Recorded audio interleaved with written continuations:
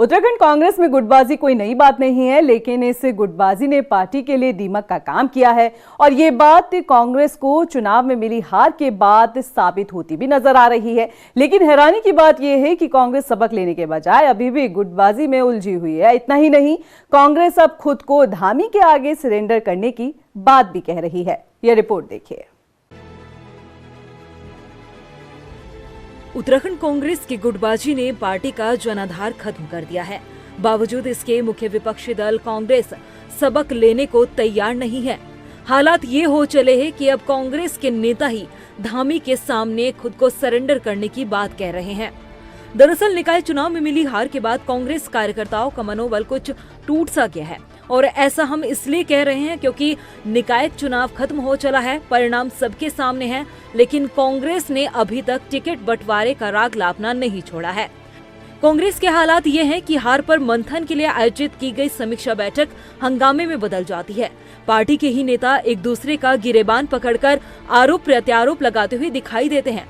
हालांकि इस जंग के अखाड़े में प्रदेश अध्यक्ष करण महारा ने अपनी छलांग लगाते हुए कानूनी कार्रवाई की बात कही, लेकिन पूर्व कैबिनेट मंत्री और कांग्रेस नेता हीरा सिंह बिष्ट ने साफ शब्दों में कहा है कि कांग्रेस को आत्ममंथन और गहन चिंतन की जरूरत है। उन्होंने कहा कि जिस तरीके से टिकट के बंटवारे हुए हैं वो एक बड़ा कारण है कांग्रेस की हार का। चुनाव के दौरान टिकट बंटवारा एक अहम भूमिका निभाता है। कांग्रेस चूक तो शुरू से है। दिक्कत तो यार जब सब कमेटी ने कुछ लोग तय कर दिए, कमेटी में अध्यक्ष पर्यवेक्षक प्रदेश का वो सब बैठे और तय हो गया। अरे भाई हम लोग को गलत कहेंगे, हमें भी तो पार्टी की चिंता है। और वो बाद में वो नाम बदल जाते, काट दिए जाते हैं। ऐसे लोगों को दिया जाता है जिनके 4 वोट नहीं, जो किराए के मकान में रह रहे उनको वो टिकट दे दिए गए।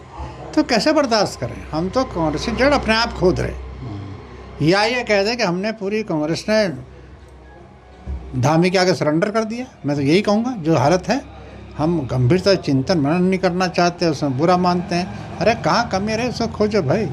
कहाँ से नए आ गए जो कभी एनएसए यूथ, कभी कांग्रेस का झंडा नहीं उठाया, वो टिकट ले घूम रहे।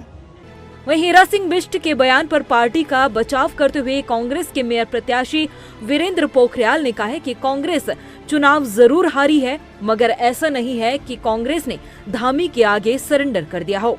कांग्रेस ने मजबूती से चुनाव लड़ा, लेकिन बीजेपी हमेशा षड्यंत्र की राजनीति करती नजर आई है। इसमें मैं कुछ नहीं बोलना चाहता क्योंकि हमारे सीनियर हैं और मुझे ऐसा लगता नहीं है कि धामी के आगे सरेंडर करें। और हम पूरे जोर शोर से, पूरी ताकत से हम चुनाव लड़े हैं और रिजल्ट तो जो है आपके सामने है।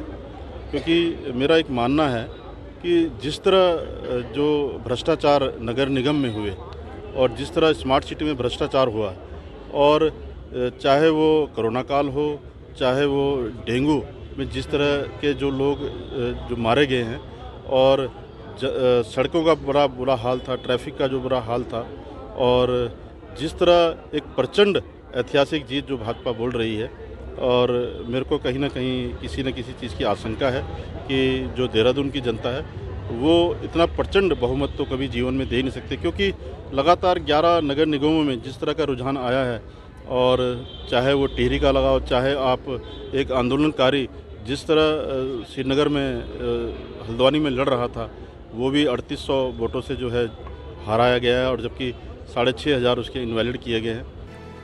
वहीं बीजेपी के प्रदेश अध्यक्ष महेंद्र भट्ट ने पूर्व कैबिनेट मंत्री हीरा सिंह बिष्ट के बयान पर सहमति जताते हुए कहा कि विकास के आगे सभी को सरेंडर करना पड़ता है और सीएम पुष्कर सिंह धामी के नेतृत्व में जो उत्तराखंड का विकास हुआ है, उसी वजह से बीजेपी को जनादेश मिला है। देखिए, विकास के आगे सब लोग सरेंडर करते हैं और पुष्कर धामी जी के नेतृत्व में जो उत्तराखंड का विकास जिस गति से हो रहा है उसमें जनादेश लोगों को मिल रहा है। और धीरे धीरे कांग्रेस के जितने वरिष्ठ नेता जिन्होंने कांग्रेस खड़ी की थी उनके भी समझ में आने लग गया है कि भाजपा का कोई विकल्प नहीं है। और यही कारण है बड़ी संख्या में पिछले जो कांग्रेस के बहुत वरिष्ठ नेता भारतीय जनता पार्टी में सदस्यता लिए। धीरे धीरे अनेकों लोगों के मुखार बिंदु से भाजपा के मोदी जी पक्ष में और अच्छे बातें निकल कर आएंगे और हम प्रयास करेंगे विधानसभा चुनाव से पहले उनकी दिशा भी ठीक की जाए। कांग्रेस भले ही पार्टी की एकजुटता की लाख दावे करती हो, लेकिन चुनाव में मिली हार के बाद सारे दावे धराशायी करने में नेता समय नहीं लगाते। हीरा सिंह बिष्ट ने पार्टी की पोल खोलने के साथ ही अब उनके बयान ने आला कमान को भी असहज कर दिया है। ऐसे में देखना होगा कि पार्टी को मजबूत करने के लिए आगे किस तरह की रणनीति बनाई जाएगी। रफ्तार मीडिया के लिए देहरादून से सुशांत सिंह की रिपोर्ट।